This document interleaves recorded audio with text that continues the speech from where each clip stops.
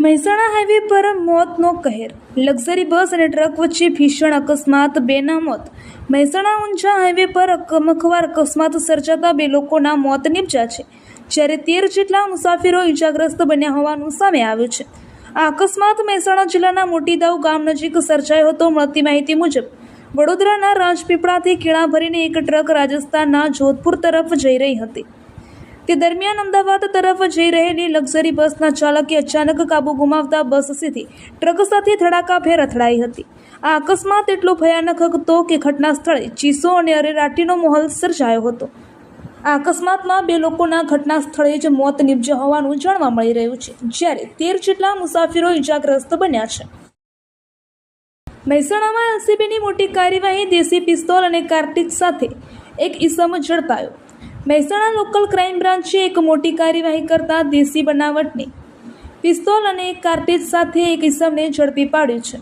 મળતી માહિતી મુજબ મહેસાણા શહેરના નાગલપુર નજીક એલસીબી ટીમે પેટ્રોલિંગમાં હતી, ત્યારે બાતમીના આધારે પોલીસે કાર્યવાહી હાથ ધરી હતી. જે દરમિયાન શંકાસ્પદ ઈસમની તપાસ કરતા તેની પાસેથી ગેરકાયદેસર હથિયાર મળી આવ્યું હતું. પોલીસે ઈસમ પાસેથી એક દેશી બનાવટની પિસ્તોલ, કાર્ટિજ અને મોબાઈલ ફોન મળી કુલ અંદાજે 60,000થી વધુનો મુદ્દામાલ કબજે લીધો હોવાનું સામે આવ્યું છે. કહીપુરનો ક્રિકેટ કિંગ ઉર્વિલ પટેલે આઈપીએલમાં 13 બોલમાં 50 ફટકારી રચ્યો ઇતિહાસ. મહેસાણા જિલ્લાના વડનગર તાલુકાના કહીપુર ગામના વતની યુવા ક્રિકેટરે આઈપીએલમાં માત્ર 13 બોલમાં તોફાની અર્ધશતક ફટકારી ક્રિકેટ જગતમાં નવી સિદ્ધિ હાંસલ કરી છે. તેમની આ વિસ્ફોટક ઇનિંગ બાદ સમગ્ર કહીપુર ગામમાં આનંદ અને ઉત્સાહનો માહોલ જોવા મળી રહ્યો છે. Urvil Patel Chennai super Kings team સાથે હાલમાં જોડાયેલા છે અને તેમની આ યાદગાર ઇનિંગે ક્રિકેટ પ્રેમીઓનું દિલ જીતી લીધું છે. બનાસકાંઠા જિલ્લાના ટ્રાફિક વિભાગ દ્વારા પાલનપુરના નવાગંજ પાસે ખેડૂતો માટે ટ્રાફિક જાગૃતિ કાર્યક્રમ યોજાયો હતો. આ કાર્યક્રમનો મુખ્ય હેતુ ખેડૂતોને તેમના વાહનો પર રેડિયમ પટ્ટી લગાવવા અંગે માર્ગદર્શન આપવાનો હતો, જેથી માર્ગ અકસ્માતો ઘટાડી શકાય. હવામાન વિભાગ અને નિષ્ણાંતોની આગાહી પ્રમાણે મેમાં ગરમી ભૂકા બોલાવી રહી છે. છેલ્લા 5 દિવસમાં ગરમીમાં 2 થી 4 ડિગ્રી સુધીનો વધારો નોંધાયો છે. અમદાવાદ, ગાંધીનગર, કંડલા એરપોર્ટ, અમરેલી અને સુરેન્દ્રનગરમાં તાપમાનમાં પારો 44 ડિગ્રીને પાર પહોંચી ગયો છે. સુરતમાં 11 મેનો દિવસ સિઝનનો સૌથી ગરમ રહ્યો છે અને લોકોને હીટવેવ અનુભવાઈ.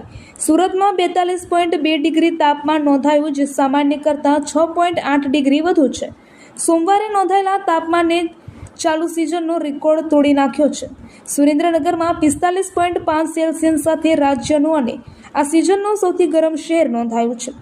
છેલ્લી વાર સૌથી વધુ તાપમાન કંડલા એરપોર્ટ પર 45.2 સેલ્સિયસ નોંધાયું હતું, જે સિઝનનું સૌથી વધુ, પણ ગઈકાલના તાપમાને તે રેકોર્ડ તોડ્યો છે.